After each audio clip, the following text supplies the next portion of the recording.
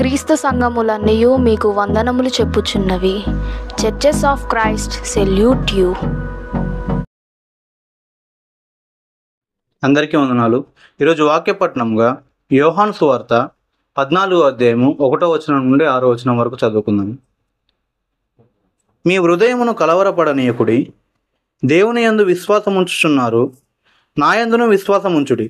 నా తండ్రి ఇంట అనేక నివాసములు కలవు, లేని ఎడల మీతో చెప్పుదును. మీకు స్థలము సిద్ధపరచు వెళుచున్నాను.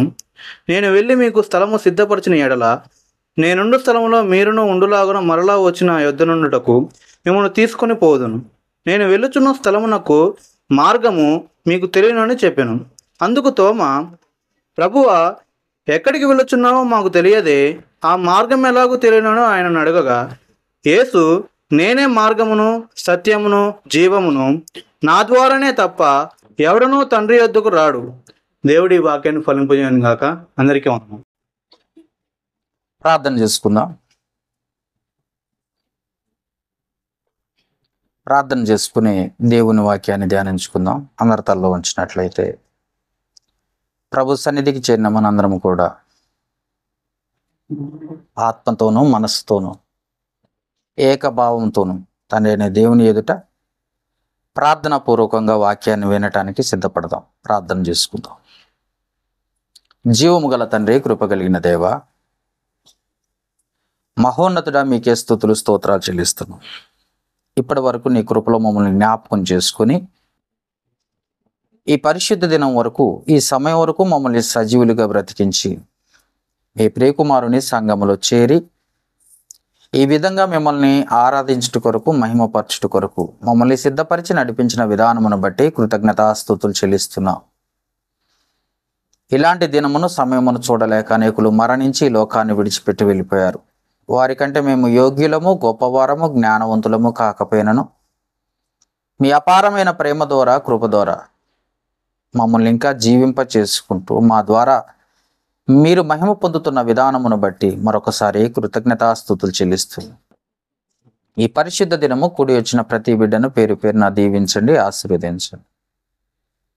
ఇప్పటి వరకు మేము పాడిన ప్రతి పాట ద్వారా మా స్తుతులపై సింహాసీనుడివై ఘనత పొందినందుకు కృతజ్ఞతలు. ఈ సమయంలో నీ మాటలు వినబోచున్నాం. ప్రపంచాలను శాసిస్తున్న నీ మాటలు ప్రతి మనిషిని బ్రతికించి బాధల్లో నెమ్మది కలిగించే మాట. ఈ మాటల్లో జీవమును ఆత్మ దాగి ఉన్నదని, ఆ మాటలే మమ్మల్ని బ్రతికించి పరలోకానికి నడిపిస్తాయని నీ లేఖనాల ద్వారా మాకు హెచ్చరిక చేసావు. అట్టి శ్రేష్టమైన మాటలు ఈ సమయంలో వినబోచుండగా తండ్రి, ప్రతి బిడ్డ ఆకును వినగలిగిన చెవిని, గ్రహించగలిగిన మంచి మనస్సును, అర్థం చేసుకునే జ్ఞానమును, వివేచన అనుగ్రహించు. మీరే మాతో మాట్లాడి మమ్మల్ని బలపరిచి స్థిరపరచుకోండి. మా లోపాలను ఖండించి, గద్దించి, సరిచేసి నీకు ఇష్టమైన పాత్రగా మమ్మల్ని సిద్ధపరచుకొని మీరు మహిమ పొందమని వేడుకుంటూ ఈ సమయాన్ని మీకే అప్పగిస్తూ యేసు క్రీస్తు నామమున అడిగి వేడుకొనుచున్నాము మా పరమ తండ్రి, ఆమేన్. కూడి వచ్చిన దేవుని పిల్లలైన మీ అందరికీ కూడా మన ప్రభువును, లోకరక్షకుడైన యేసు క్రీస్తు అత్యున్నతమైన నామమును బట్టి మీ అందరికీ కూడా హృదయపూర్వక వందనాలు తెలియజేసుకుంటున్నాను. ఈ సమయాన్ని ఇచ్చిన దేవాది దేవునికి మొదటిగా కృతజ్ఞతాస్తుతులు చెల్లిస్తున్నాను. ఈరోజు ఒక మంచి పాఠం మనం నేర్చుకోవడానికి ప్రయత్నం చేద్దాం. ఈరోజు మంచి ఒక సబ్జెక్టు నేర్చుకోవాలి. ఎందుకంటే మనుషులకి ఈ పాఠం గురించి చాలా వరకే అవగాహన లేని పరిస్థితి. అది బైబిల్ ఏం చెప్తుందో కూడా తెలుసుకోలేని స్థితిలోకి వెళ్ళిపోతున్నారు. కనుక ఈరోజు ఈ అంశము ద్వారా మనం కొన్ని సత్యమైన సంఘటనలను మనం నేర్చుకోవడానికి ప్రయత్నం చేద్దాం. అంశం ఏంటంటే పరలోకపు రహస్యం. పరలోకము యొక్క రహస్యం, పరలోకము రహస్యం అని, ఆ పరలోకపు రహస్యాన్ని గురించి, ఆ మార్గాన్ని గురించి ఈరోజు పూర్తిగా మనం నేర్చుకోవటానికి ప్రయత్నం చేద్దాం. నేర్చుకునే ముందు మనము బైబిల్ పఠనంగా చదువుకున్న భాగంలో నుండి కొన్ని మాటలు మనం చూడటానికి ప్రయత్నం చేద్దాం. యోహాను సువార్త 14వ అధ్యాయము 6వ వచనంలో మాట చదువుదాం ముందు. యోహాను సువార్త 14వ అధ్యాయము 6వ వచనం. పరలోక రాజ్యం అనేది ప్రతి వాడు చేరుకోవాలని ఆశ కలిగి ఉన్నదే. పరలోకము చేరుకోవాలి, మరణిస్తే పరలోకం చేరుకోవాలి. ప్రతి క్రైస్తవుని నిరీక్షణ పరలోకం. అయితే ఈ పరలోకం చేరుకోవాలంటే అది ఒక రహస్యమైన మార్గముగా లేదా అదొక రహస్యంగా ఉండిపోయింది. ఆ రహస్యం ఏంటంటే ఆ మార్గం ఎలా పోవాలో, ఎలా వెళ్ళి దాన్ని చేరుకోగలమో చాలామందికి అర్థం కాని పరిస్థితి. ఆ మార్గాన్ని చేరుకున్న వారు ఎలా, మరి ఆ మార్గములు ఏమేమి ఉంటాయి, ఎలా ఉంటాయి, మనం దాన్ని తెలుసుకోగలిగితే మనం ఏదైతే ప్రయాసపడుతున్నామో ఆ ప్రయాస అంత ప్రయాసపడాల్సిన అవసరం లేదు. ఎందుకంటే ముందుగా దాని సీక్రెట్ ఏంటో తెలిస్తే మనం అంత కష్టపడాల్సిన అవసరం ఉండదు. ఆ కష్టపడకుండా ఆ సీక్రెట్ ఏందో ఈరోజు మనం తెలుసుకునే ముందు యోహాను సువార్త 14వ అధ్యాయం 6వ వచనం చదువుదాం. ఏమంటున్నాడంటే యేసు, నేనే మార్గమును సత్యమును జీవమును, నా ద్వారా తప్ప ఎవడును తండ్రి యొద్దకు రాడు అని రాసింది. నేనే మార్గమును సత్యమును జీవము అని చెప్తున్నాడు. తండ్రి యొద్దకు వెళ్ళాలంటే ఒక మనుషుడు, తండ్రి ఎక్కడుంటాడు? పరలోకంలో. మనం చాలాసార్లు ప్రార్థన చేసేది ఏంటంటే పరలోకమందున్న మా తండ్రి అని ప్రార్థన చేస్తాం. అర్థమైందా? పరలోకమందున్న మా తండ్రి అని ప్రార్థన చేస్తాం. అలాంటి తండ్రి ఉండే పరలోకాన్ని మనం చేరుకోవాలంటే నేనే మార్గమును అన్నాడు. నేనే మార్గం. మార్గం అనేది నేను తప్ప ఇంకొక మార్గం లేదు. బైబిల్ ఏం చెప్తుందంటే లోకంలో చాలా మార్గాలు ఉన్నాయి, అనేక మార్గాలు ఉన్నాయి. కానీ యేసుక్రీస్తు చెప్పిన మార్గంలోనే వెళ్ళాలట. నేనే మార్గం. ఆ మార్గం ఏంటంటే నేనే, ఆ దారి ఏంటంటే నేనే. ఇంకేమంటున్నాడు అని అంటే అదే వచనంలో, నా ద్వారా తప్ప ఎవడనూ తండ్రి యొద్దకు రాలేడు, చేరలేడు అని చెప్తున్నాడు. పరలోకం చేరుకోవాలంటే నా ద్వారా తప్ప ఇంకెవ్వరు కూడా పరలోకానికి చేరుకోలేరు అని చెప్పేస్తాం. అంటే యేసుని ఫాలో అవ్వాలి మనం. యేసు క్రీస్తే మార్గం. ఎందుకంటే యేసు క్రీస్తే తప్ప ఎవరు కూడా పరలోకానికి ఎంతవరకు చేరలేదు. ఎందుకనంటే యోహాను సువార్త 3వ అధ్యాయము 13వ వచనంలో ఆ మాట ఉంటుందో చూద్దాం.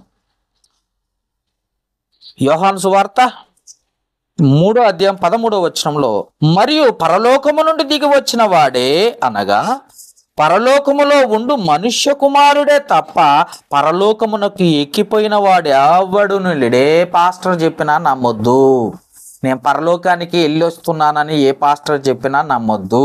ఎందుకనంటే అక్కడకు పరలోకము నుండి దిగి వచ్చిన వాడు, పరలోకానికి ఎక్కి వెళ్ళిన వాడు ఒక యేసుక్రీస్తే కనుక ఆ పరలోకానికి చేరుకోవాలంటే ఆ యేసుక్రీస్తునే మనం ఫాలో అవ్వాలి.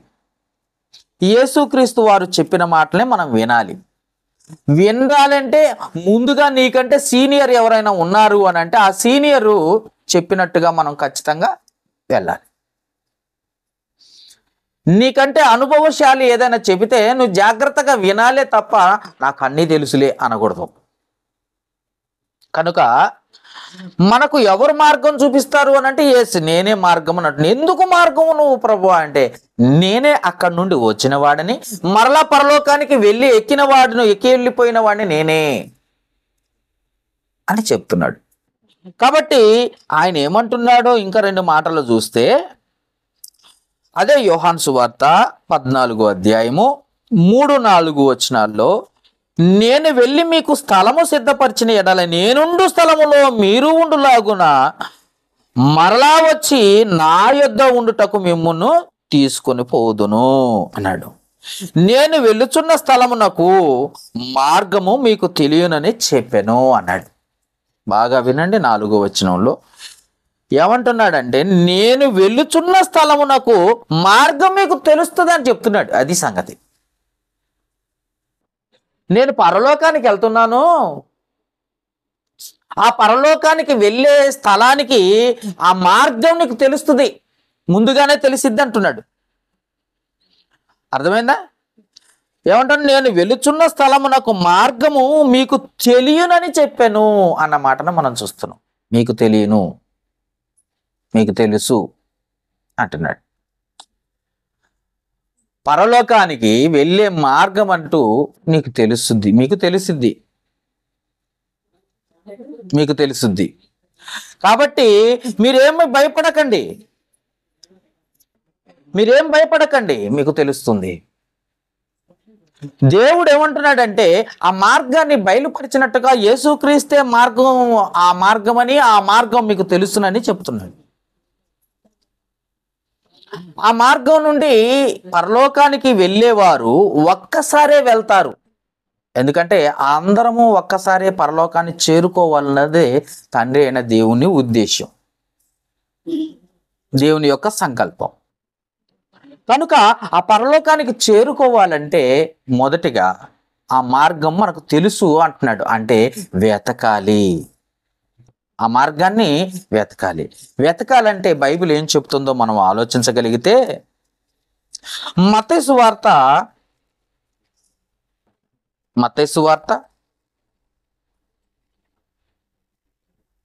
7వ అధ్యాయము, మత్తయి సువార్త 7వ అధ్యాయము 13, 14 వచనాలు ఉన్నాయి. మనం జాగ్రత్తగా చదివితే అర్థమవుతుంది. ఇరుకు ద్వారమున ప్రవేశించుడి, నాశనమునకు పోవు ద్వారము వెడల్పును, ఆ దారి విశాలమునై ఉన్నది, దాని ద్వారా ప్రవేశించువారు అనేకులు. జీవమునకు పోవు ద్వారము ఇరుకును, ఆ దారి సంకుచితమునై ఉన్నది, దాన్ని కనుగొని వారు కొందరే అన్నారు. అంటే విశాల మార్గమును అనేకులు కనుగొంటారు, కానీ ఇరుకు మార్గాన్ని కనుగొనేవారు కొందరే. అది చాలా సంకుచితమై ఉన్నదంట. దాని గుండా వెళ్ళేవారు కొద్ది మందే, దాన్ని కనుక్కునేవారు కూడా కొద్ది మంది. చాలా మందికి వెళ్ళాలని ఉంటుంది కానీ వెళ్ళలేరు. చాలా మందికి ఆ మార్గంలో వెళ్తున్నామనే అపోహలో ఉంటారు, కానీ వెళ్తున్నామనే అపోహ తప్ప నిజానికి ఆ మార్గంలో ఉన్నట్టుగా లేరు. కనుక ఆ మార్గంలోకి వెళ్ళాలంటే మొదటిగా పట్టుదల కావాలి, మొదటిగా పట్టుదల కావాలి. ఆ తర్వాత పట్టుదల, ఆసక్తి కావాలి, ఏకాగ్రత కావాలి. దాంట్లో నేను వెళ్ళాలన్న దృఢ సంకల్పం అనేది కావాలి. పరలోకం చేరుకోవాలి, నేను పరలోకం చేరుకోవాలన్న దృఢ సంకల్పం కావాలి. అందుకే ఏమంటున్నాడంటే జీవమునకు పోవు మార్గము, పోవు ద్వారము ఇరుకును, ఆదారి సంకుచితమునై ఉన్నది, దాని కనుగొని వారు కొందరే. ఆ దారి ఇరుగ్గా ఉంటుందంట, చాలా సంకుచితమై ఉంటుందంట. ఆ మార్గానికి పోవారు చాలా కొద్ది మంది, ఆ కొద్ది మందిలో చాలా మంది ఆగిపోయేవారే ఎక్కువ, సాగిపోయేవారు తక్కువ. అంటే పరలోకానికి వెళ్ళేవారు ఎవరంటే జీవ గ్రంథములో పేరున్నవారు. చూద్దాం, ప్రకటన గ్రంథములో ఆ మాట రాసి ఉంటుంది, మనం చూస్తాం. ప్రకటన గ్రంథములో ఆ మాట రాసి ఉంటుందో మనం చూడగలం. ప్రకటన గ్రంథము 20వ అధ్యాయము 12వ వచనంలో,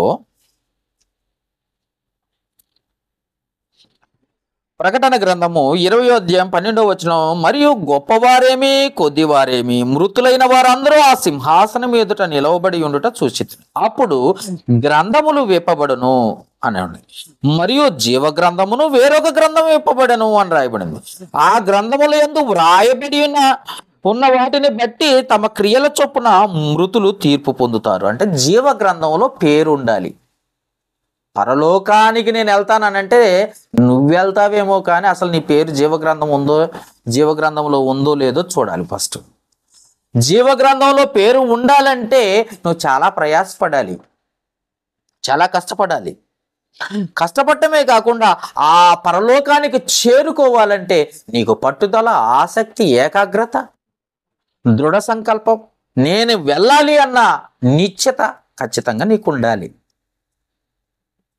అది లేకుండా నేను వెళ్తున్నాను, ఆదివారం నాడు చర్చికి వస్తే పరలోకంలో ఉన్నట్టే అనుకుంటున్నారు చాలామంది. ఆదివారం నాడు చర్చికి వచ్చినంత మాత్రాన పరలోకానికి వెళ్ళరు, కానీ యేసుక్రీస్తుని చెప్పిన మాటల చొప్పున నడుచుకుంటే పరలోకానికి వెళ్తారు ఫస్ట్. ఎందుకనంటే ఆదివారం ఆరాధనలో చెప్పేవి యేసుక్రీస్తు మాటలే. అలాగనే ప్రతిరోజు వినటం వలన నీ జీవితాన్ని సరి చేసుకుని ఆ మార్గంలో నిలపటానికి అవకాశం ఉంటుంది. ఆ మార్గంలో నువ్వు నిలిచుంటే ఆ మార్గంలో పయనించడానికి అలాగే పరలోకాన్ని చేరుకోవటానికి అవకాశం. అందుకే ఆ మార్గంలోకి వెళ్తున్నారు, కానీ దాన్ని కనుగొని వారు, ఆ మార్గాన్ని కనుగొని వారు కొద్దిమంది. సంకుచితం, అది ఇరుకు. అందరూ ఆ ఇరుకు మార్గంలో కంటే విశాల మార్గంలోకి వెళ్ళటమే బెస్ట్ అనుకుంటున్నారు. కాబట్టి గుర్తుపెట్టుకోండి, అది చాలా కష్టమైంది. అయినా కానీ దాంట్లోకే ప్రవేశించాలి. దాన్ని కనుగొని వారు కొద్దిమంది అంటున్నాడు. ఇంకా ఏమన్నా సలహాలు చెప్పాడా, ఏమన్నా మార్గం గురించి, ఆ పరలోకం గురించి అని అంటే, దేవుడు మత్తయి సువార్తలో ఒక మంచి మాట రాసి ఉంటుంది. మత్తయి సువార్త 16వ అధ్యాయం, మత్తయి సువార్త 16వ అధ్యాయము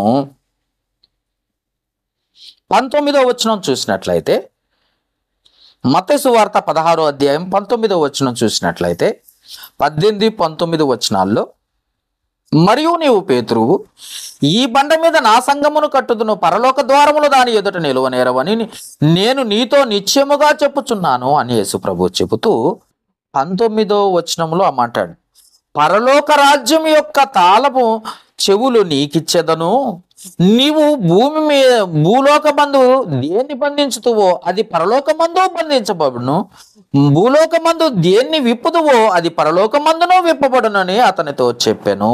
అంటే పరలోకపు యొక్క తాళపు చెవి ఎక్కడుందంటే పేతురు గారికి ఇచ్చాను అంటున్నాడు.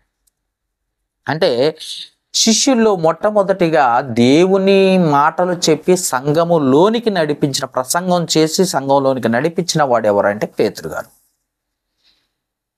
అది ఎక్కడ రాసిందంటే అపొస్తల కార్యములు 2వ అధ్యాయంలో మనం చూస్తే అర్థమవుతుంది. అంటే పరలోకం యొక్క అక్కడ ఒక పెద్ద తాళం చెవి ఉంది, పెద్ద తాళం వేసేసారు. ఆ తాళం తీసుకొచ్చేమో, తాళపు గుత్తి తీసుకొచ్చేమో పేతురు గారికి ఇచ్చాడు యేసు ప్రభు అనుకోకూడదు. ఎందుకంటే మానవ లక్షణం ఏంటంటే లోక సంబంధంగా ఆలోచించటం. కానీ అది కరెక్ట్ కాదు. పరలోకాన్ని చేరుకోవటంలో తాళం ఉంది. ఆ తాళం మనుషులైన పేతురికి ఇచ్చేటట. ఆ తాళం ఏంటి అని అంటే ఆ తాళమే దేవుని వాక్యం, ఆ తాళమే దేవుని మాట, ఆ తాళమే దేవుని యొక్క వాక్కు. ఆ వాక్కు పేతురు గారికి ఇచ్చినప్పుడు పేతురు గారు ఏం చేశారంటే, పేతురు గారు చక్కగా వాక్యాన్ని ఉపయోగించి అనేకులను ప్రభు మార్గంలో పరలోక రాజ్యంలోకి నడిపించినట్లుగా మనం చూడగలం. అంటే తాళం కూడా భూమి మీదే ఉంది, మార్గం తెలుసుకునే విషయాలన్నీ భూమి మీదే ఉన్నాయి. కానీ మనుషులు ఏంటంటే దాన్ని కనుగొనటం చాలా కష్టమైపోతుందని ఆలోచనలో వాళ్ళు ఆలోచిస్తున్నారు. అందుకే మనం తెలుసుకోవాల్సింది ఏంటంటే, మనము ఖచ్చితంగా ఆ మార్గము ఏంటి అన్నది మనం తెలుసుకోవాలంటే యేసు మార్గం గుండా వెళ్ళటమే మంచిది. యేసు మార్గంలో ఉంటేనే మంచిది. ఆ మార్గం గుండా వెళ్తేనే చేరుకోగలం, తెలుసుకోగలం. ఆ మార్గంలో ఉంటేనే అసలు ఏంటి అన్నది పూర్తిగా వివరణ మనకు అర్థమవుతుంది. చూద్దాం ఇంకా మాట. ఇంకేమంటున్నాడంటే, కీర్తనల గ్రంథము 25వ అధ్యాయం, కీర్తనల గ్రంథము 25వ అధ్యాయము 14వ వచనం చదివితే, కీర్తనల గ్రంథము 25వ అధ్యాయము 14వ వచనం చూద్దాం. 25వ అధ్యాయము 14వ వచనం, యెహోవా మర్మము ఆయన యందు భయభక్తులు గల వారికి తెలిసి ఉన్నది, ఆయన తన నిబంధనను వారికి తెలియజేయును అన్న మాటను మనం చూస్తున్నాం. అంటే యెహోవా ఏదైతే మర్మము అని చెప్పబడ్డ ఆ పరలోకం గురించి ఆయన యందు భయభక్తులు గల వారికే తెలుస్తుంది. ఎవరికి తెలియదు. తెలుసుకోవాలన్న ఆసక్తి కూడా చాలా మందికి లేదు. తెలుసుకున్న వారు ఎవరయ్యా అంటే అది ఎవరికి తెలియబడుతుందంటే ఆయన యందు భయము భక్తి కలిగి జీవించేవారు మాత్రమే. ఆయన యందు భయభక్తులు గల వారికి మాత్రమే పరలోకం గురించి లేదా యెహోవా మర్మం గురించి తెలుస్తుంది. అంటే అది చాలా సీక్రెట్. ఆ సీక్రెట్ ఎవరికి చెప్తాడంటే దేవుని బిడ్డలకు మాత్రమే చెప్పడం జరుగుతుంది. ఆయనకి ఇష్టలుగా ఆయనకి ఇష్టమైన రీతిగా బ్రతికే వారికి మాత్రమే తెలియజేస్తారు. అందుకే మనం ఏం చేయాలండి అంటే యేసుని వెంబడించడం కరెక్ట్ అయిన మార్గం. ఇంకేమంటున్నాడంటే హెబ్రీలకు రాసిన పత్రిక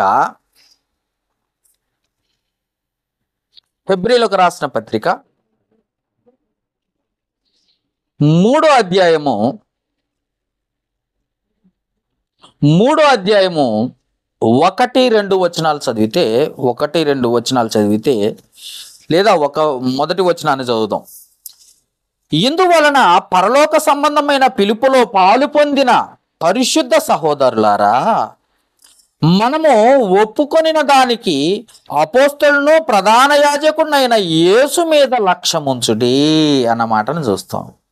పరలోక సంబంధమైన పిలుపు, పరలోక సంబంధమైన వాటిలో మనం పాలిభాగస్తులుగా ఉండుటకు పిలువబడినమాట. పరలోక సంబంధమైన పిలుపులో పాలిభాగస్తులుగా ఉండుటకు మనల్ని పిలువబడినాం.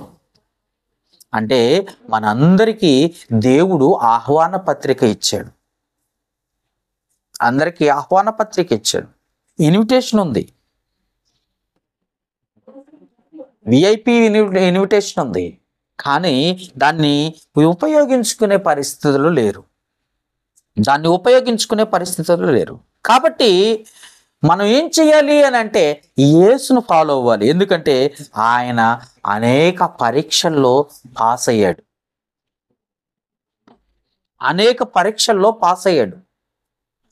పరీక్ష రాసిన వాడు గనుక ఆయన ఆ పరీక్షలో ఎలా రాయాలో టెక్నిక్లన్నీ తెలుసు ఆయనకి. ఆయన అనుభవం, ఆయన చెప్పింది మనం విన్నట్లయితే ఖచ్చితంగా దాన్ని ఫాలో అవటానికి అవకాశం ఉంటుంది. మన ధ్యాస మనము పరలోకం కొరకు ఆలోచించగలిగిన వారైతే, అది మన కొరకే సృష్టింపబడింది పరలోకం అని తెలుసుకున్న వారైతే దాని కొరకు ప్రయాసపడేవారిగాను, అలాగనే అనుభవం ఉన్న యేసు వైపు, ఆయన చెప్పిన మాటల వైపు మనసు నుంచేవారిగాను ఉండాలి. అందుకే మనం తెలుసుకోవాల్సిన విషయం ఏంటంటే మనకు ఇన్విటేషన్ ఇచ్చాడు దేవుడు. ఇన్విటేషన్ ఇచ్చిన ఆ మార్గం ఏంటో, ఆ టెక్నిక్ ఏంటో, లేక ఆ ఉద్దేశం ఏంటో ఇంకా పూర్తిగా ఆ సంకుచితమైన మార్గంలోనికి నడవలేని పరిస్థితి. అన్ని విడిచిపెట్టాడు. పరలోకానికి మార్గం ఎలా వెళ్ళాలో అంతా తెలిసే ఉంది, బైబిల్లో అన్ని వివరంగా రాసుంది. కానీ దాన్ని చదివి నేర్చుకొని దాన్ని తెలుసుకొని ఎలా పోవాలి, ఎలా నడవాలి అన్న ఉద్దేశం మాత్రం మనుషుల్లో కరువైపోయింది. అందుకే మనం చూసినట్లయితే హెబ్రీలకు రాసిన పత్రిక 10వ అధ్యాయము 19వ వచనంలో,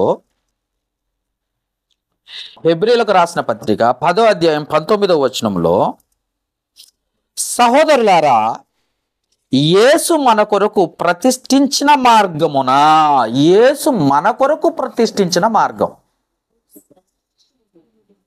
యేసు ప్రభు మన కొరకు ప్రతిష్ఠించాడట ఒక మార్గము, అనగా నూతనమైనదియు జీవము గలనిదియు ఆయన శరీరమును తెర ద్వారా ఏర్పరచబడినదైన మార్గమున ఆయన రక్తము వలన పరిశుద్ధ స్థలమునకు ప్రవేశించుటకు మనకు ధైర్యము కలుగుచున్నది గనుకను అని రాయబడింది. అంటే మన కొరకు ప్రతిష్ఠించిన మార్గము, మన కొరకు ఏర్పాటు చేసిన మార్గము, ఆ మార్గంలోకి వెళ్ళాలంటే తెరని దాటి వెళ్ళాలి అన్న మాటను చూస్తున్నాం. అంటే తెర ద్వారా ఏర్పరచబడిన మార్గం అంట, తెరను దాటి వెళ్ళాలి మనం. ఆ తెర లేకుండా మనం వెళ్ళలేము, ఆ తెర దాటి వెళ్ళాలి. ఆ తెర ఉంది కనుక ఆ తెరను దాటి మనం వెళ్ళగలాలి. ఇంతకీ ఆ తెర ఏంటయ్యా అని అడిగితే ఆ తెరే శరీరం. లోనున్న ఆత్మ ఈ శరీరాన్ని ఎంతగా నలగగొట్టి దేవుని కొరకు నలగొట్టబడతామో అప్పుడు ఆ మార్గములోకి వెళ్ళటానికి అవకాశం ఉంటుంది. ఆ తెరను ఎంతగా చింపివేస్తామో, ఎంతగా దూరం చేస్తామో అప్పుడు ఆ మార్గంలోకి వెళ్ళటానికి లేదా దేవుని చేరుకోవటానికి అవకాశం ఉంటుంది. తెర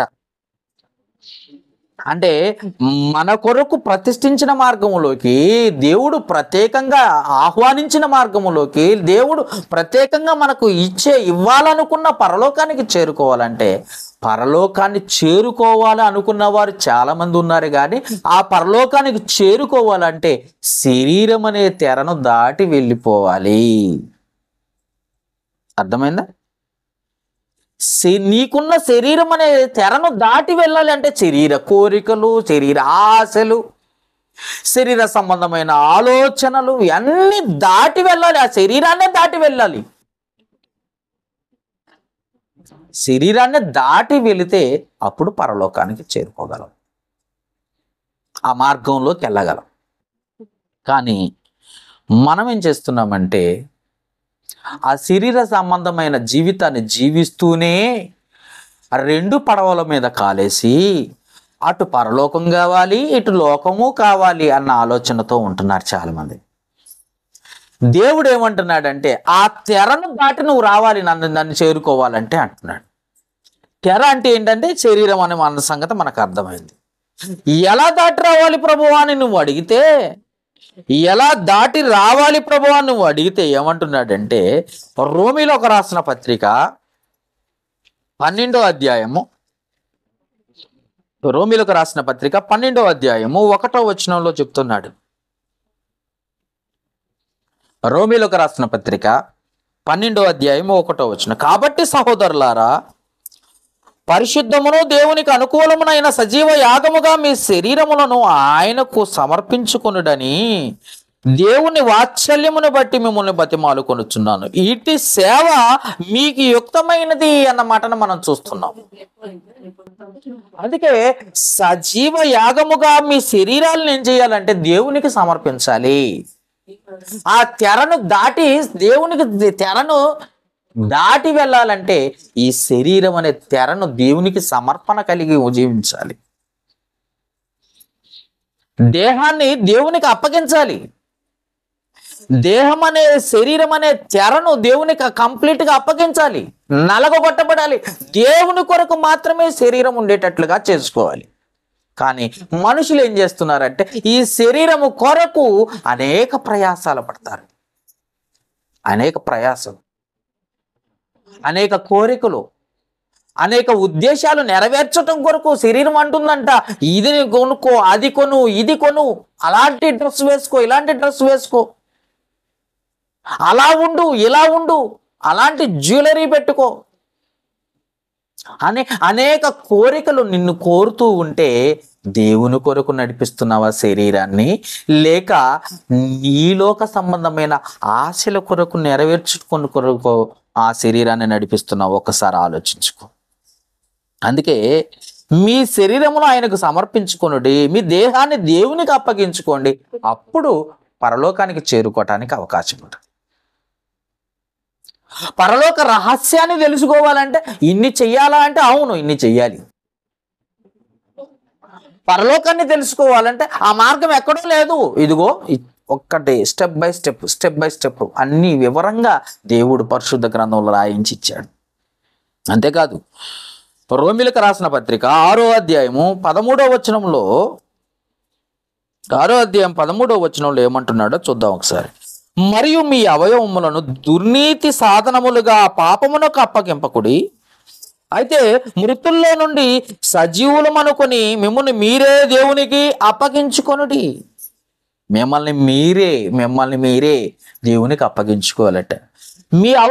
మీ అవయవములను నీతి సాధనములుగా దేవునికి అప్పగించుకొనుడి అంటున్నాడు.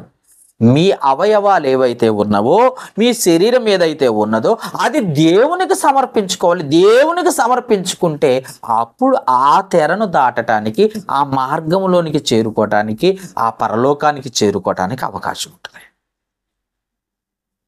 చాలా మందికి శరీరాన్ని దాటి వెళ్ళాలి, శరీరాన్ని దేవునికి సమర్పించుకోవాలి, శరీరాన్ని నలకొట్టుకోవాలి, శరీరాన్ని దేవుని పని కొరకు ఉపయోగించాలన్న ఆలోచన లేని వారు చాలా మంది ఉన్నారు. దేవుని కొరకు కాదు, నీ కొరకు ఎంత కష్టమైనా చేస్తావు.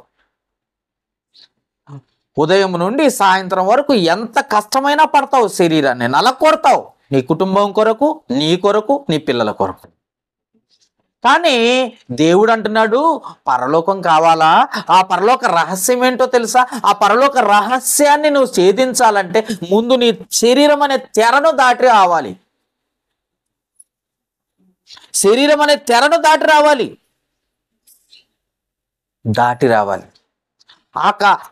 ఆ శరీరము కోరికలు, అవి శరీరపు ఉద్దేశాలు, శరీరము తీసుకున్న నిర్ణయాలు, వాటన్నిటిని దాటి నువ్వు క్రాస్ చేసి ఆ శరీరమే దేవుని కొరకు అప్పగించుకునేటట్లుగా ఉండాలి.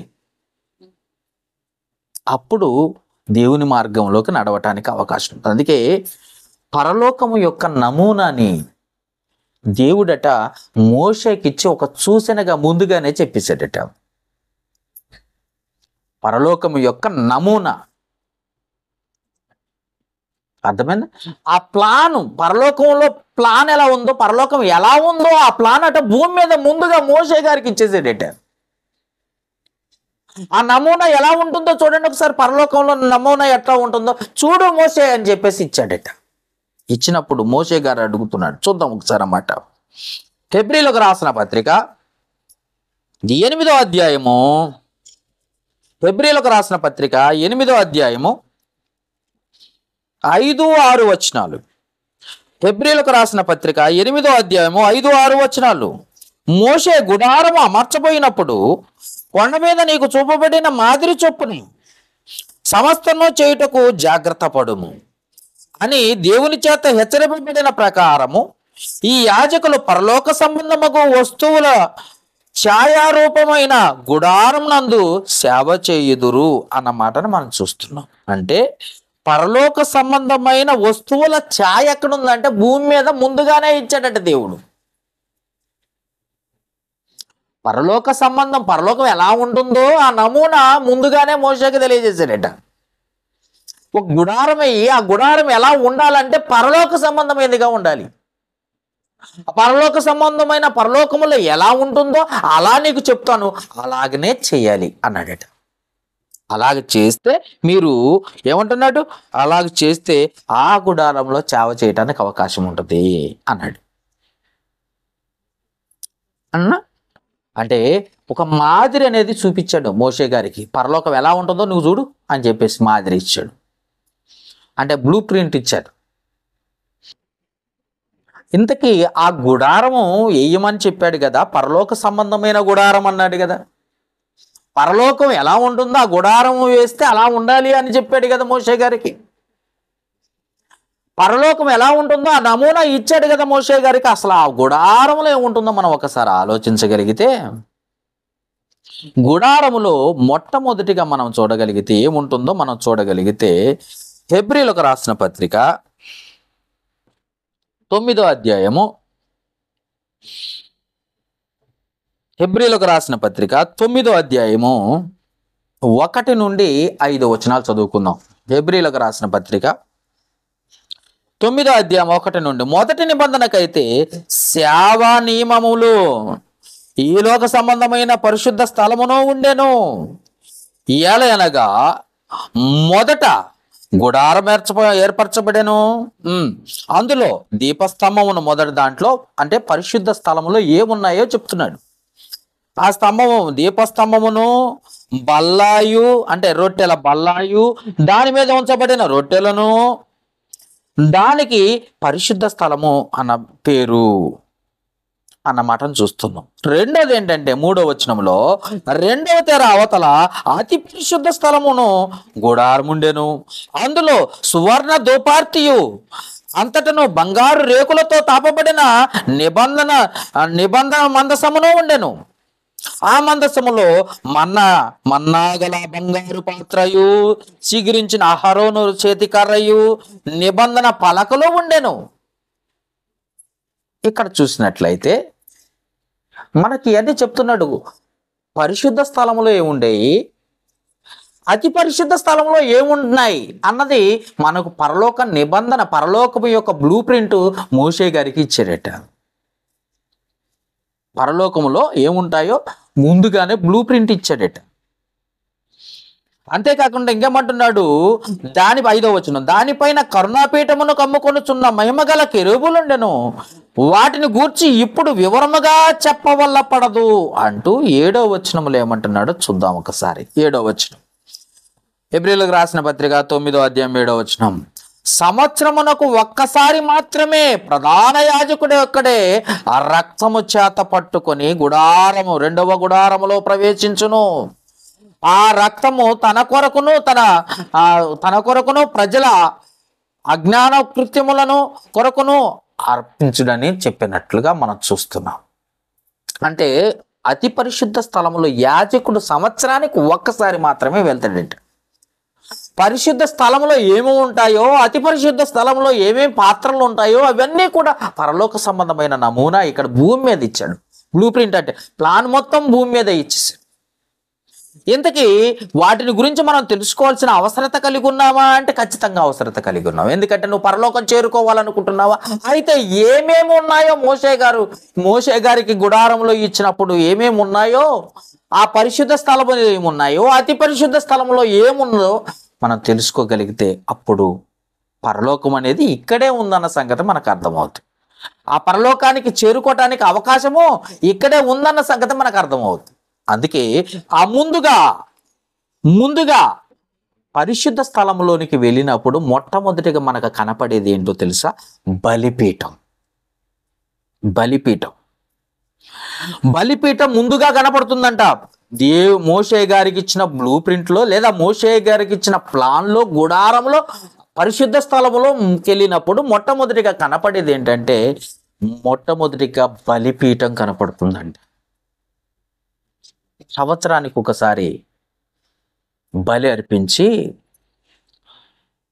ఆ బలి ద్వారా వచ్చిన రక్తాన్ని అంట ప్రోత్సహించేవారట అతి పరిశుద్ధ స్థలంలోనికి. అతి పరిశుద్ధ స్థలంలోనికి వెళ్ళి యాజకుడు ఏం చేశాడంటే సంవత్సరానికి ఒకసారి ప్రోత్సహించేవాడట. అంటే అలా చల్లేవాడట మందసం పైన వారి పాప క్షమాపణ నిమిత్తం అలా చేసేవాడట. ఇంతకీ ఆ బలిపీఠం ఎందుకనంటే ఆ బలి అర్పించటం అనేది ఈరోజు క్రైస్తవులమైన మనకు కూడా ఆ బలి ఉందా అంటే ఉంది. బలి ఎందుకంటే శరీర సంబంధమైన బలి. అది ఏంటా శరీర సంబంధమైన బలి అంటే క్రైస్తవుడిగా నువ్వు ఎప్పుడైతే లోనకొస్తున్నావో అప్పుడే ఈ శరీరం అనే ఆ కోరికలు, ఆకలి, అవునా, ఆశలు అన్నిటినీ చంపేసుకోవాలి. శరీర సంబంధమైన అన్నిటిని విడిచిపెట్టుకోవాలి, చంపేసుకోవాలి. అవి నీకు ఉండకూడదు. ఎందుకనంటే క్రైస్తవుడుగా ఈ లోకాన్ని విడిచిపెట్టి వెళ్ళేవాడవు. ఈ లోకంతో నీకేం పని అయ్యా? క్రైస్తవుడుగా లోకయాత్రను కొనసాగిస్తున్న యాత్రికుడవు.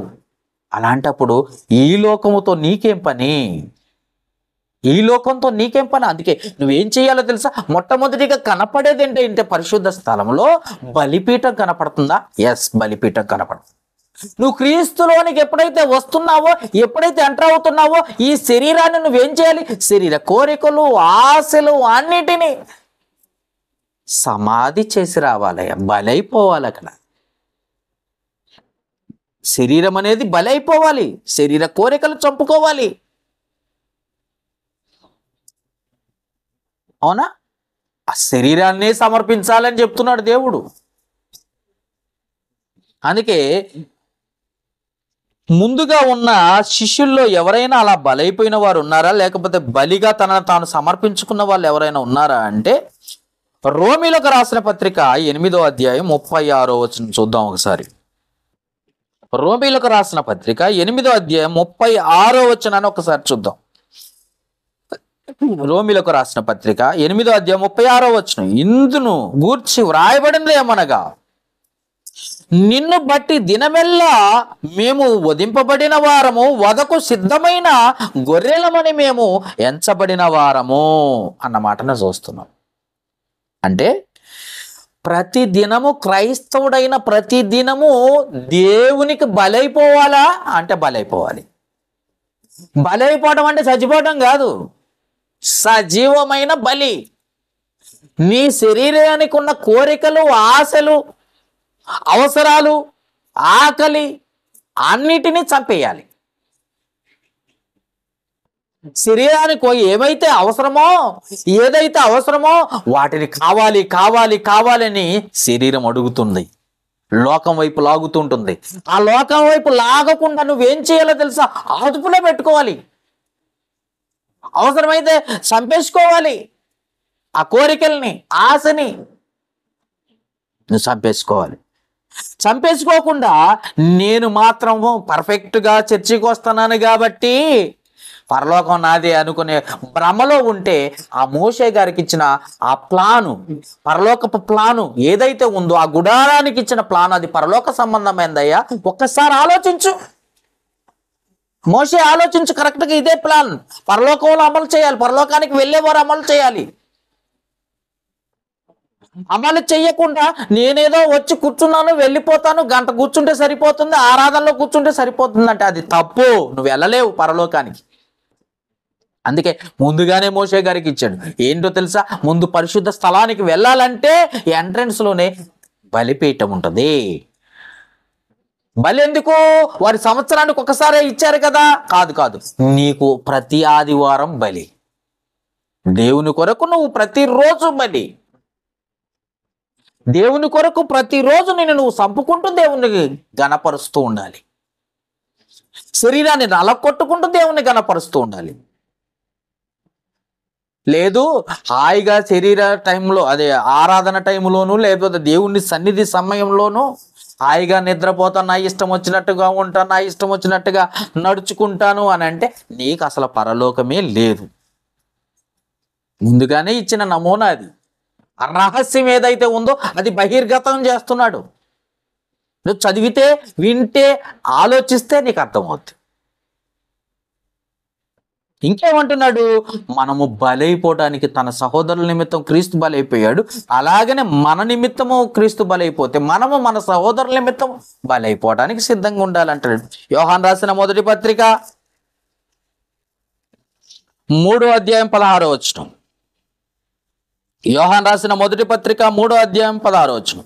ఆయన మన నిమిత్తము తన ప్రాణం పెట్టెను గనుక దీని వలన ప్రేమ ఎట్టిదని తెలుసుకొనుచున్నాము. మనము కూడా సహోదరుల నిమిత్తము ప్రాణం పెట్టబద్దులమై ఉన్నాము. బలైపోవటానికి సిద్ధంగా ఉండాలి. అవసరమైతే దేవుని కొరకు, దేవుని బిడ్డల కొరకు బలైపోవడానికి సిద్ధంగా ఉండాలి. ఆ సిద్ధం అనేది లేకుండా ఏదో టైంపాస్కి వచ్చి కూర్చుంటే అది లేదు, వేస్ట్. ఒకరోజుకు ఒక ఆదివారం వచ్చి కూర్చున్నా వేస్టే. ఎందుకంటే ప్రతిదినము నిన్ను పర్యవేక్షిస్తున్న దేవుని ఎదుట నువ్వు ఎలా ఉన్నావో దేవుడు చూస్తున్నాడు, ఎలా నడుచుకుంటున్నావో దేవుడు చూస్తున్నాడు. అందుకే జ్ఞాపకం చేసుకోండి. అందుకే దేవుడు ముందుగానే బ్లూ ప్రింట్, ఖచ్చితమైన ప్లాన్ ఇచ్చాడు.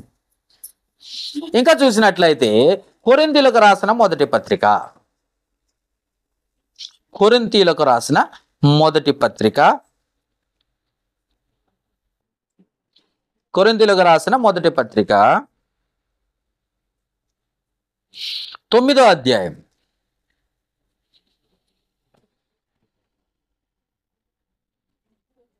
9వ అధ్యాయము 25 నుండి చదువుకుందాం. 9వ అధ్యాయం 25 నుండి. మరియు పందెమందు పోరాడు ప్రతివాడు అన్ని విషయములో మితముగా ఉండును.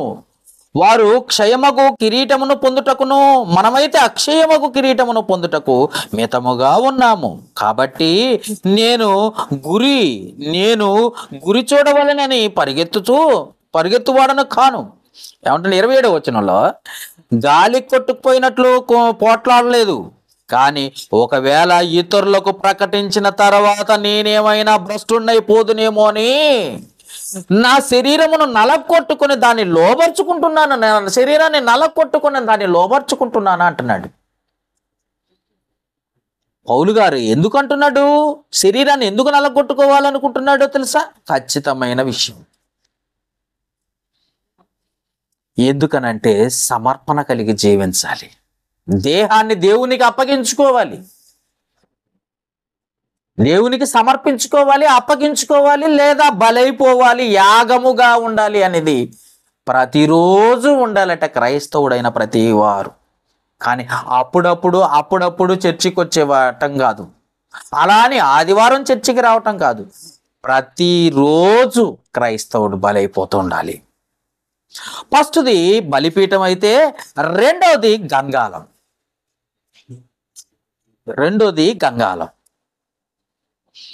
ఈ గంగాలం అనేది ఏంటంటే శుభ్రపరచుకునేది, నీటితో శుభ్రపరచుకునేది. బాగా చెప్పాలంటే మనల్ని శుద్ధి చేసేది. ఒకటి బాప్తిసం అయితే, రెండోది వాక్యము చేత ప్రతిదినము ఉదక స్నానము చేత భద్రపరచుకోబడాలి, శుద్ధి చేసుకోవాలి. ఎక్కడుంది? ఎఫెసీయులకు రాసిన పత్రిక. సంఘ సభ్యులైతే ఈ పని చేయాలి, సంఘములోనికి వచ్చేవారైతే బాప్తిసం ద్వారా పాపాలు కడిగి వేసుకోవాలి. చూద్దాం ఒకసారి ఆ మాట. ఎఫెసీయులకు రాసిన పత్రిక 5వ అధ్యాయము 27వ వచనం.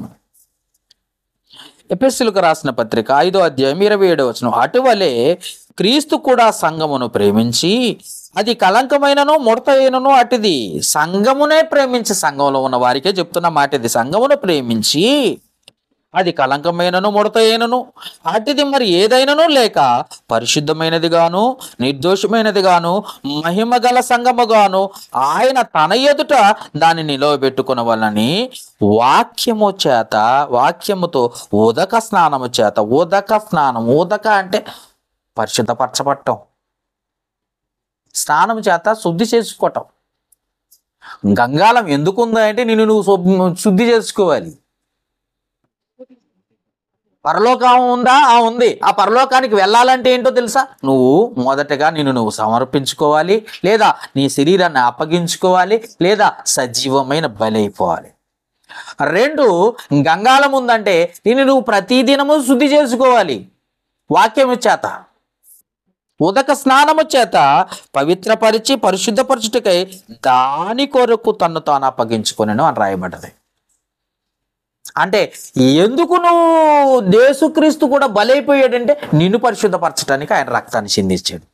అలాంటి నమూనా ఇచ్చాడు మోషే గారికి. పరలోకమా? ఆ పరలోకానికి చేరుకోవాలంటే దాని రహస్య మార్గం ఏంటో తెలుసా? దాని స్వరంగ మార్గం ఏంటో తెలుసా?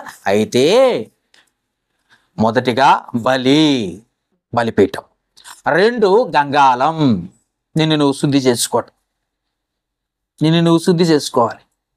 ఎందుకంటే ప్రతి దినము లోక సంబంధమైన జీవితాన్ని జీవిస్తున్నావేమో, ప్రతిరోజు నువ్వు దేవుని కొరకు కాక నీ కొరకు బ్రతుకుతున్నావేమో ఆలోచించు. అందుకే గంగాలం అనేది ఎందుకు ఏర్పాటు చేశాడంటే, మోషే కాలంలో గుడారంలో ఎందుకు ఏర్పాటు చేశాడంటే, ఇప్పుడు కూడా ఆ గంగాలం ఉంది నిన్ను శుభ్రం చేసుకోవటానికి. ఆ గంగాలములో ఉన్న నీరే వాక్యము చేత శుభ్రం చేసుకోవాలి. అందుకే యెషయా గ్రంథము 1వ అధ్యాయము 16వ వచనంలో ఆ మాట రాసి ఉంటుంది. యెషయా గ్రంథము 1వ అధ్యాయం 16వ వచనం ఒకసారి చూద్దాం. యెషయా గ్రంథము 1వ అధ్యాయం 16వ వచనంలో, మిమ్ముని కడుక్కొనుడి, శుద్ధి చేసుకొనుడి, మీ దుష్క్రియలు నాకు కనపడకుండా వాటిని తొలగింపుడి అన్న మాటను మనం చూస్తాం. అంటే ఎన్ని అబద్ధాలు ఆడుంటావు వారం మొత్తం మీద, ఎన్ని మోసాలు చేసి ఉంటావు, ఎన్ని అబద్ధాలు, ఎన్ని మోసాలు, ఎన్ని పాపపు క్రియలు జరిగించుంటావు. అలా జరిగించకుండా ఉండాలంటే ప్రతిదినము నువ్వు దేవుని దగ్గర ఉండాలి, ప్రతిదినము దేవునికి సమర్పణ కలిగి జీవించాలి, ప్రతిదినము నువ్వు బలైపోవడానికి సిద్ధంగా ఉండాలి, ప్రతిదినము నువ్వు శుద్ధి చేసుకోవడానికి సిద్ధంగా ఉండాలి. అందుకే అంటున్నాడు, శుద్ధి చేసుకోయే ముందు అని గంగాలాన్ని ఏర్పాటు చేశాడట. పరలోకం వెళ్ళాలా? అతి పరిశుద్ధ స్థలములో తండ్రి అయిన దేవుడు ఉన్నాడు, దేవుని ఆత్మ సంచరిస్తుంది. అయితే పరిశుద్ధ స్థలం తెర దాటి వెళ్ళాలి అని అంటే ముందుగా బలిపీఠం, 2గా గంగాలం, 3వది మూడోది దీపస్తంభం. దీపస్తంభం ఉందంట. దీపస్తంభం ఎక్కడుంటుంది? ఎత్తుగా ఉంటే ఒక రూమ్లో ఉందనుకో, ఎత్తు మీద పెడతారు. లైట్ ఎక్కడ ఉంటుంది? పైన ఉంటుందా లేకపోతే కింద ఉంటుందా? కింద ఉంటే ఏం కనబడదు, ఎత్తుగా ఉంటే కనబడుతుంది. రూమ్ మొత్తం కాంతి వస్తుంది. ఒక ఇంట్లో దీపం ఎక్కడ పెట్టాలంటే ఎత్తున్న స్థలంలో పెడితే ఆ రూమ్ మొత్తం ఆవరించి ఉంటుంది. అందుకే ఆ వెలుగు ఎవరో తెలుసా? ఆ దీపస్తంభం ఎవరో తెలుసా? నువ్వే. మత్తయి సువార్త చూడండి. ఇప్పుడు మత్తయి సువార్త 5వ అధ్యాయము, మత్తయి సువార్త 5వ అధ్యాయము,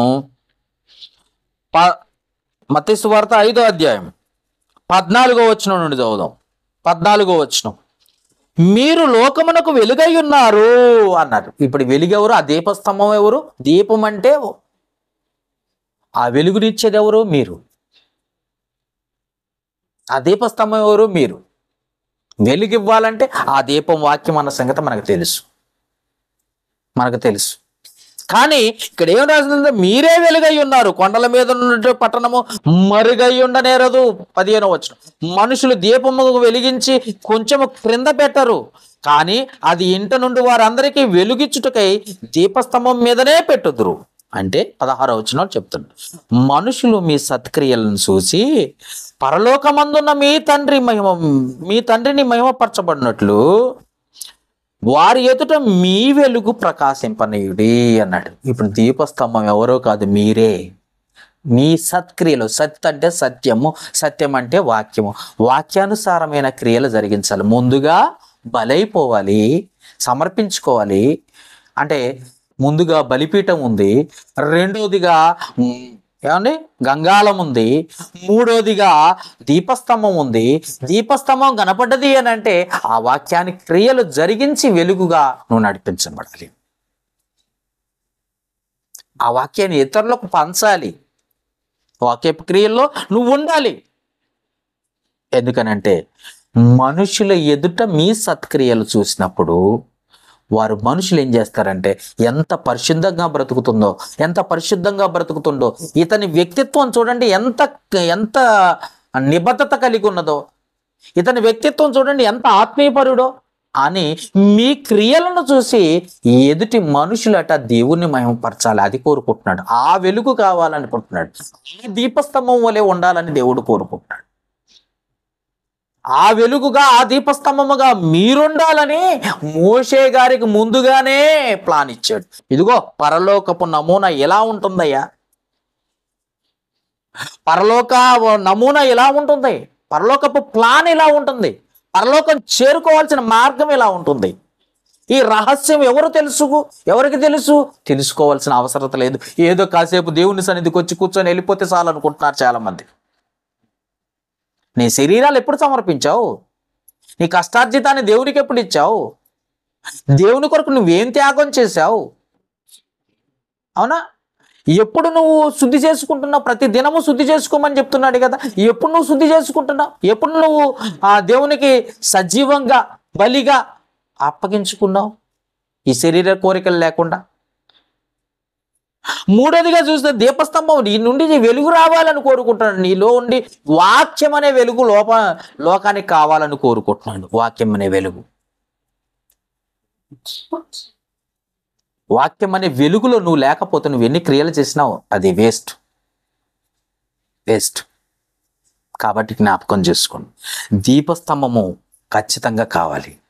ఆ దీపస్తంభం ఎవరో కాదు, నువ్వే కావాలి. అది మోషే గారికి ఇచ్చిన నమూనా.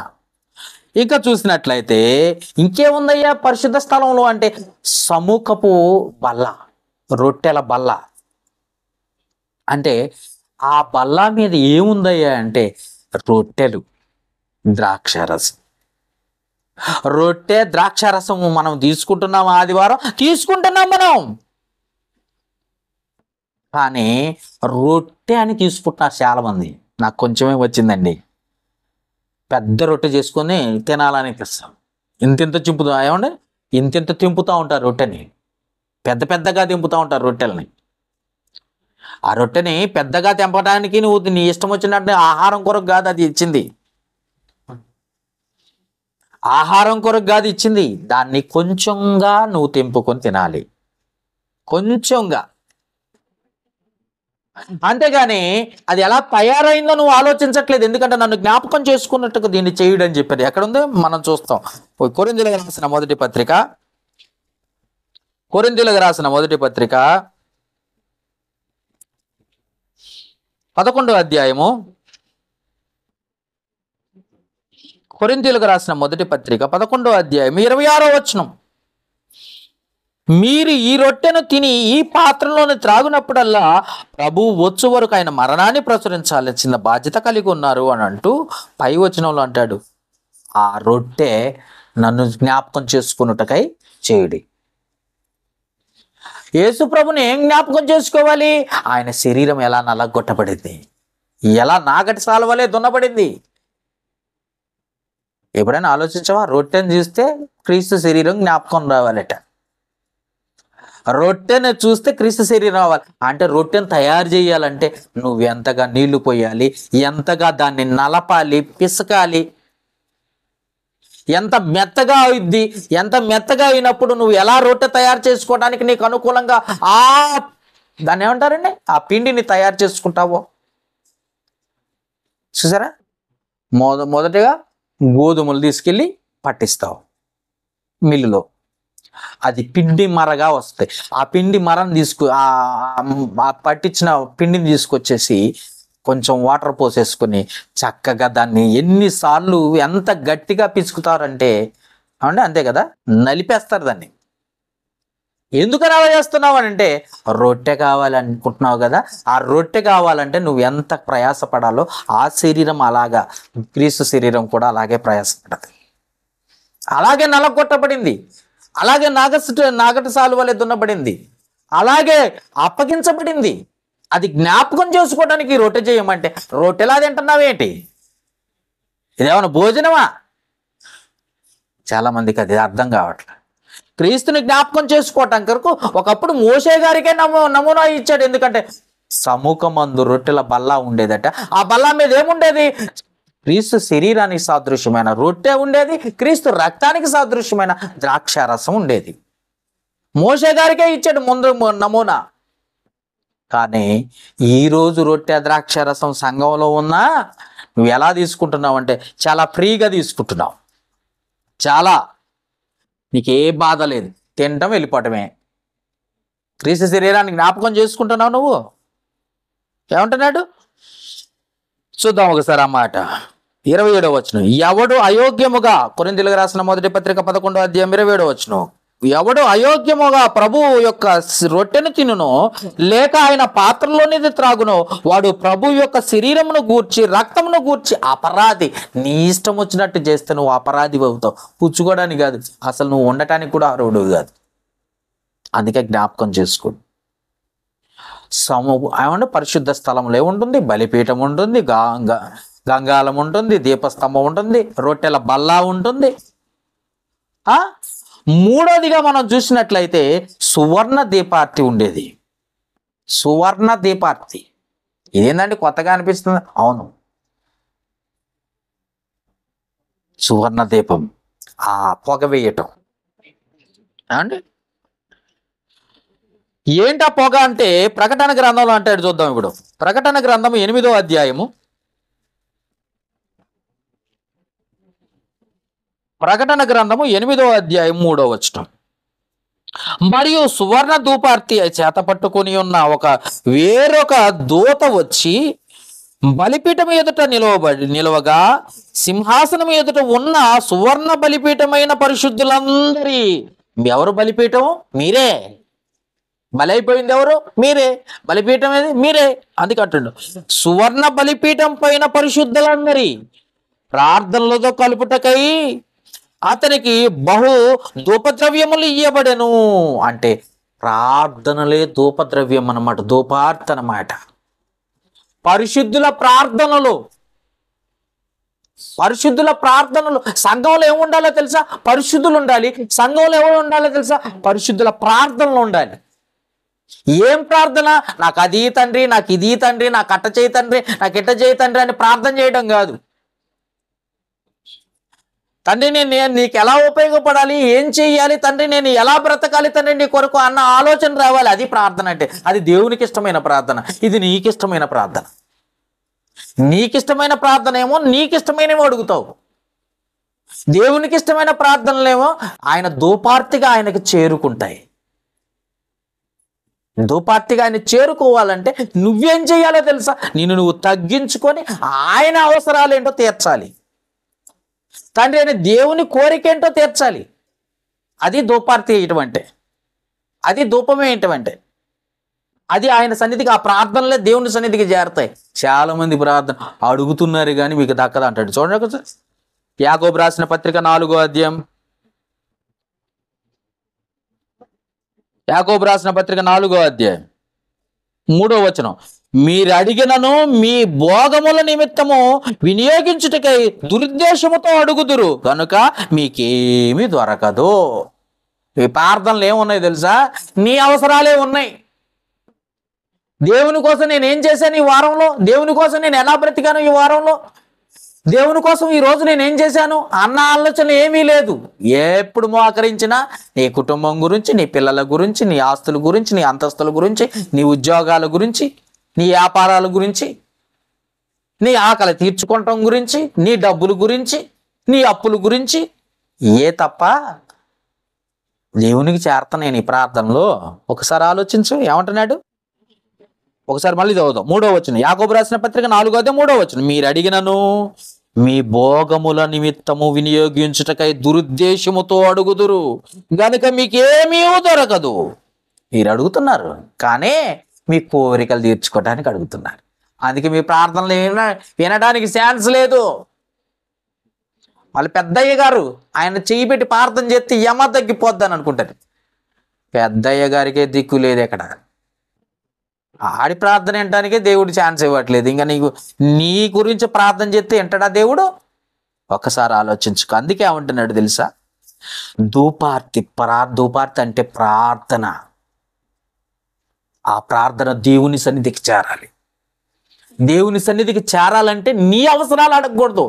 దేవునికి, తండ్రి నీ అవసరం ఏంటి, నేను ఎలా నీ పని చెయ్యాలి, నేను ఏమి ఇవ్వాలి తండ్రి, నా కష్టార్జితంలో నేను ఇవ్వాలా, నా కష్టం నీకు ఇవ్వాలా, నా శరీరాన్ని నీకు సమర్పించుకోవాలా, ఏం చెయ్యాలని అడగాలట. అది పరిశుద్ధ స్థలంలో మోషే గారికి ఇచ్చిన ప్లాన్లో ఉంది.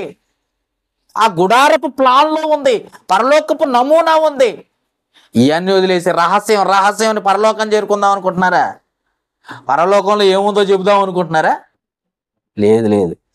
నువ్వు వెళ్ళటానికి మార్గమే ఈ విధంగా ఉందయ్యా, ఇది రహస్యం. పరలోకపు నమూనా ఇలా ఉంది, ఇది రహస్యం. ఇది స్వరంగ మార్గం, సీక్రెట్ మార్గం. కాబట్టి ఇలా వెళ్తేనే నీకు తొందరగా చేరుకోగలం.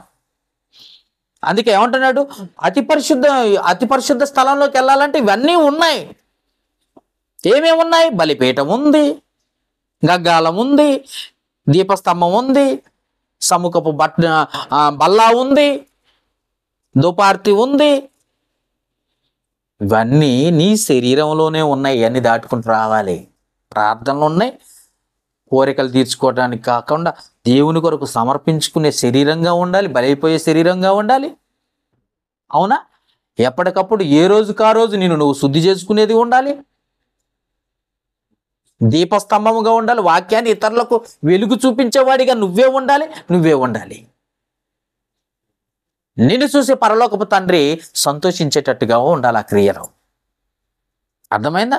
ఇవన్నీ పరిశుద్ధ స్థలంలో ఉన్నాయట. మరి అతి పరిశుద్ధ స్థలంలో ఏముంది? తండ్రి అయిన దేవుడు చెప్తున్నమాట.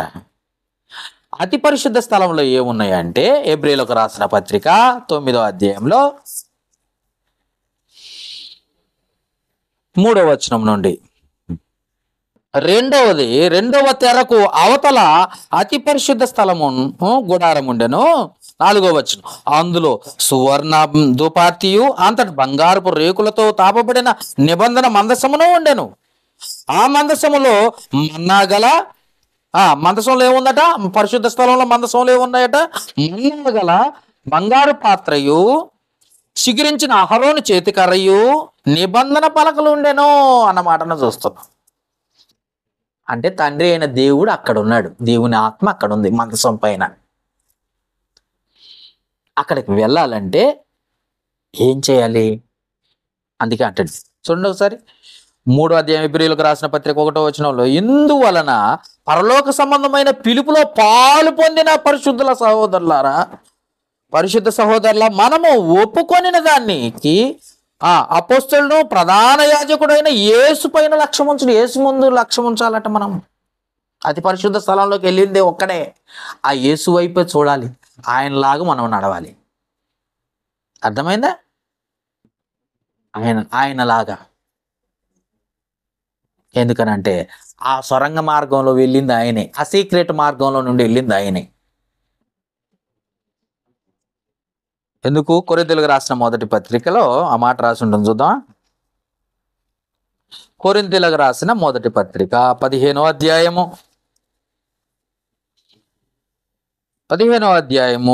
24వ వచనంలో మనం ఎప్పుడు పోతామట ఆ పరలోకానికి? ఆయన మాత్రమే మనల్ని తీసుకెళ్ళగలడు. నేను నా ద్వారా తప్ప ఎవడును తండ్రి యొద్దకు చేరలేడు. మనం ఇందాక చదువుకున్నాం ఆ మాట. నా ద్వారా తప్ప ఎవడు తండ్రి యొద్దకు రాలేడు అని చెప్పేసాడు. కనుక ఆయనే మనల్ని తీసుకెళ్ళాలి, ఆయనే మనల్ని తీసుకెళ్ళాలి. కనుక ఆయన తీసుకెళ్ళాలంటే ఏం జరుగుద్దో చూడండి. ఆయన వచ్చేటప్పుడు ఏం జరుగుద్దో చూద్దాం. ఇప్పుడు 24వ వచనం, కొరింథీయులకు రాసిన మొదటి పత్రిక 15వ అధ్యాయం 24వ వచనం, అటు తరువాత ఆయన సమస్తము ఆధిపత్యమును సమస్తమైన అధికారమును బలమును కొట్టివేసి తన తండ్రి అయిన దేవునికి రాజ్యమును అప్పగించును, అప్పుడు అంతం వచ్చును అన్న మాటను చూస్తున్నాం. యేసుక్రీస్తు వచ్చి మనల్ని తీసుకెళ్ళాలి. సంవత్సరానికి ఒక్కసారే యాజకుడు తన రక్తాన్ని తీసుకెళ్లి ప్రోత్సహించాలి. పరిశుద్ధ స్థలంలోకి యాజకుడు మాత్రమే వెళ్ళాలి, మిగతా వాళ్ళు వెళ్ళటానికి లేదు. లేదు. అలాగనే పరలోకానికి ఒక్కసారే వెళ్ళాలి, అందరము కూడా ఒక్కసారే వెళ్ళాలి. ఎందుకనంటే అబ్రహాము, ఇస్సాకు, యాకోబు, సమూయేలు, హన్న, ఏమండి, ఆనోకు, ఈ గొప్ప గొప్ప ప్రవక్తలు ఉన్నారు, గొప్ప గొప్ప దేవుని కొరకు బ్రతికిన వారు ఉన్నారు, భక్తులు ఉన్నారు. వీళ్ళందరూ కూడా పరలోకానికి చేరుకోలేదు ఇంతవరకు పరలోకానికి చేరుకోలేదు. చాలా మంది ఏమంటున్నారంటే, సేవకులు మేము పోయి వచ్చాం పరలోకం, మేము చూసి వచ్చాను పరలోకం అని అబద్ధపు సాక్ష్యాలు చెప్తున్నారు. కానీ అబద్ధం. అందరం ఒక్కసారి వెళ్ళాలి అన్నది తండ్రి అయిన దేవుని కోరిక. అందరినీ ఒక్కసారే తీసుకువెళ్ళాలని యేసుక్రీస్తును నియమించాడు. అందుకే నా తండ్రి ఏంట అనేక నివాస స్థలములు ఉన్నాయి, నేను మరలా వచ్చి మిమ్మల్ని తీసుకుని వెళ్తాను, నేనే వచ్చి తీసుకెళ్తాను. మొదటిగా వెళ్ళిన వాడిని నేనే, మరలా తిరిగి వచ్చి తీసుకెళ్లేది కూడా నేనే. అందుకే నన్ను ఫాలో అవ్వండి అన్నాడు, నన్ను ఫాలో అవ్వండి అని చెప్పాడు. అందుకే మనం తెలుసుకోవాల్సిన విషయం ఏంటంటే, ఆ మార్గము ఇరుకు బహు సంకుచితమై ఉంది. దాన్ని కనుగొని వారు కొద్దిమందే. ఆ కొద్ది మందిలో మనం ఉండాలని దేవుడు కోరుకుంటున్నాడు. ఆ కొద్ది మందిగా మనం ఉన్నా ఆ పరలోకపు నమూనా ఇదిగో మోషే గారికి ఇచ్చినట్టుగా ఇక్కడ మీకు కూడా ఇవ్వబడింది. మోషే గారికి ఇచ్చినట్లుగా మనకు కూడా ఇవ్వబడింది. కాబట్టి జ్ఞాపకం చేసుకుని ఏమంటున్నాడు మళ్ళొకసారి చూద్దాం ఆ మాట. హెబ్రీయులకు రాసిన పత్రిక 11వ అధ్యాయము 20 చూద్దామా, ఒకసారి ఆ మాట చూద్దాం. హెబ్రీయులకు రాసిన పత్రిక 11వ అధ్యాయము 39వ వచనంలో అంటాడు, వీరందరూ అంటే పైన విశ్వాస వీరుల జాబితా అంతా చెబుతూ, వీరందరూ తమ విశ్వాసము ద్వారా సాక్ష్యము పొందిన వారైనను, అబ్రహాము విశ్వాసులకు తండ్రి అంటే అని గొప్ప గొప్ప సాక్ష్యములు పొందినవారు. నోవాహు నీతిమంతుడని సాక్ష్యం పొందినవారు, అవునా, హానోకు దేవునితో నడిచెను అని సాక్ష్యం పొందినవారు. వీరందరూ తమ విశ్వాసము ద్వారా సాక్ష్యము పొందిన వారైనను మనము లేకుండా సంపూర్ణులు కాకుండా నిమిత్తము దేవుడు మన కొరకు మరి శ్రేష్టమైన దాన్ని ముందుగా సిద్ధపరచును కనుక వీరు ఆ వాగ్దాన ఫలమును అనుభవింపలేదు. పరలోకానికి ఇంకా చేరుకోలేదు. అందరం ఒకసారి వెళ్ళాలని తండ్రి కోరిక. ఆ పరలోకం ఎక్కడుందట? వెళ్ళాలంటే పరిశుద్ధ స్థలం దాటి వెళ్ళాలి. పరిశుద్ధ స్థలం దాటగానే తెర ఉంది. ఆ తెర ఈ శరీరం. దీన్ని చింపివేయాలి, నలగొట్టబడాలి, కోరికలను చంపేసుకోవాలి. శరీరం కోసం బతకూడదు, దేవుని కోసం బతకడం నేర్చుకోవాలి. శరీరం ఎన్నో కోరికలు కోరుతుంది, ఎన్నో ఆశలు ఉంటాయి. ఆశలు నెరవేర్చుకోవడానికి కాదు, శరీర ఆశలు నెరవేర్చుకోవడానికి రేయింబగళ్ళు కష్టపడతా ఉంటారు చాలా మంది. శరీర కోరికలు తీర్చుకోవటానికి, బంగారం వెండి సంపాదించుకోవటానికి, భూములు సంపాదించుకోవటానికి, ఆస్తులు సంపాదించుకోవటానికి చాలా ప్రయాసపడతా ఉంటారు. కానీ దేవుడు అంటున్నాడు, ఈ తెర చినిగితే గాని నువ్వు బయటికి రావు అన్నాడు. ఈ తెర నలగొట్టాలి, ఇంకా నీకు అవకాశం ఉంది. శరీరములో నుండి బయటికి ఇంకా రాలేదు కాబట్టి, ఈ తెరలో చినిగి బయటికి రాలేదు కనుక నీకు అవకాశం ఉంది. అవకాశం ఉంది కనుకనే ఇకనైనా నువ్వు మారు.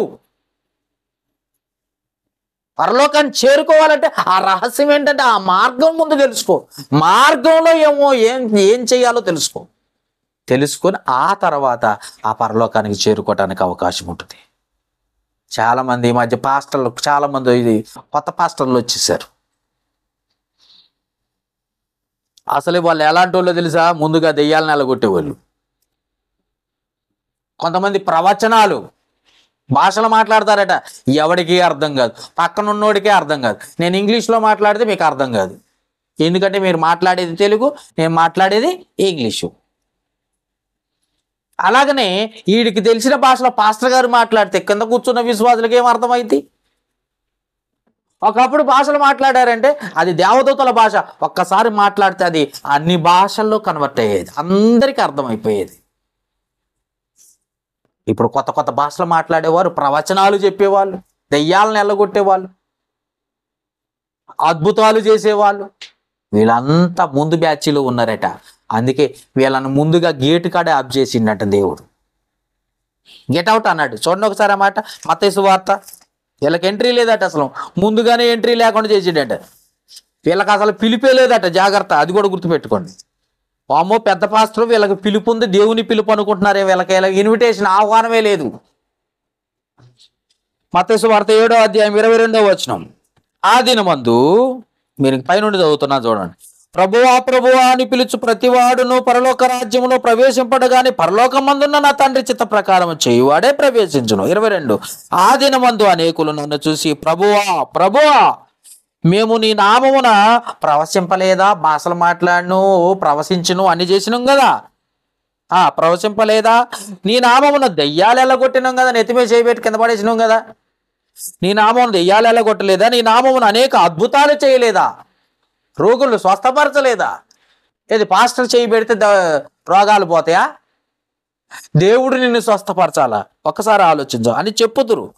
23వ వచనం. అప్పుడు నేను మిమ్మల్ని ఎన్నడూనూ ఎరగను, అక్రమం చేయువారులారా నా యొద్ద నుండి పొండి. వీళ్ళకి అసలు ఆహ్వానమే లేదట, పరలోకమే రానియడట, పరలోకానికి రానియడట. ముందుగా లిస్టు పెట్టాడు ఇక్కడ. పరలోకానికి రానియని వారి లిస్ట్ ఎవరు అని అంటే ఇక్కడ అసలు రాకుండా ఆపేసేవారు. దేవుడైతే అసలు ఆ ఎంట్రీకి కూడా వెళ్ళని వారు ఎవరో తెలుసా? దెయ్యాలు ఎలగొట్టేవాళ్ళు, అద్భుతాలు చేసేవాళ్ళు, ప్రవశించేవాళ్ళు. కాబట్టి జ్ఞాపకం చేసుకుని వీళ్ళకి నో ఎంట్రీ బోర్డు పెట్టేసాడట. కాబట్టి మనము అలాంటి వాటిని, అలాంటి సేవకుల్ని ఆశ్రయించకుండా మనం ప్రభు మార్గంలో, ప్రభే మార్గం, ఆయన వెళ్ళాడు, మళ్ళీ తిరిగి వచ్చి మనం తీసుకెళ్తానన్నాడు.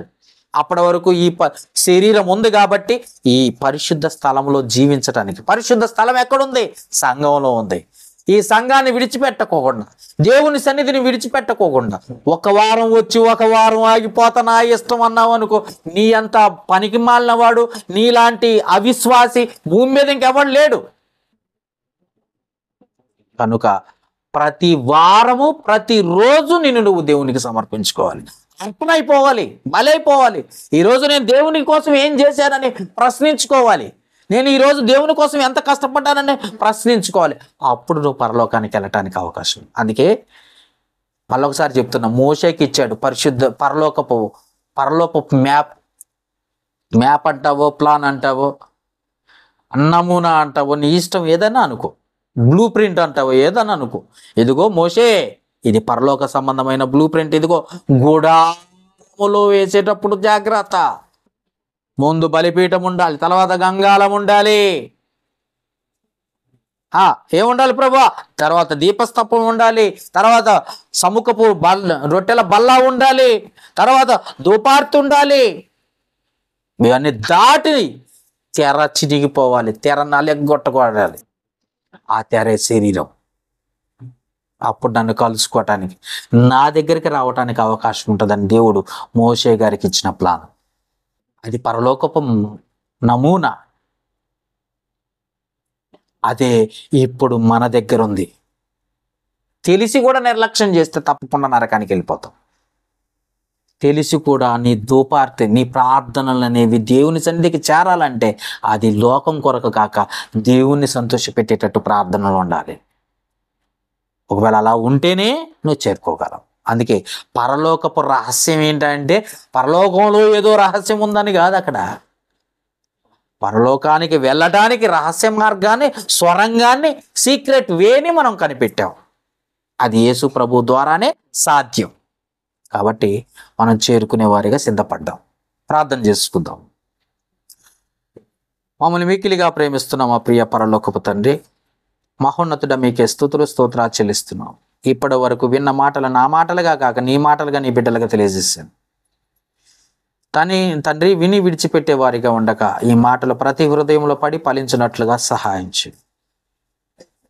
ప్రతి బిడ్డ కూడా వాక్యానుసారంగా జీవించే బిడ్డలుగా నీ బిడ్డలను సిద్ధపరచుకోమని, ఇటు వాక్యాన్ని విన్నవారిని చూసేవారిని దీవించి ఆశీర్వదించమని ఈ మనవలు మా ప్రభువును లోకరక్షకుడు క్రీస్తు యేసు నామమున అడిగి వేడుకొనుచున్నాము మా పరమ తండ్రి. ఆమేన్.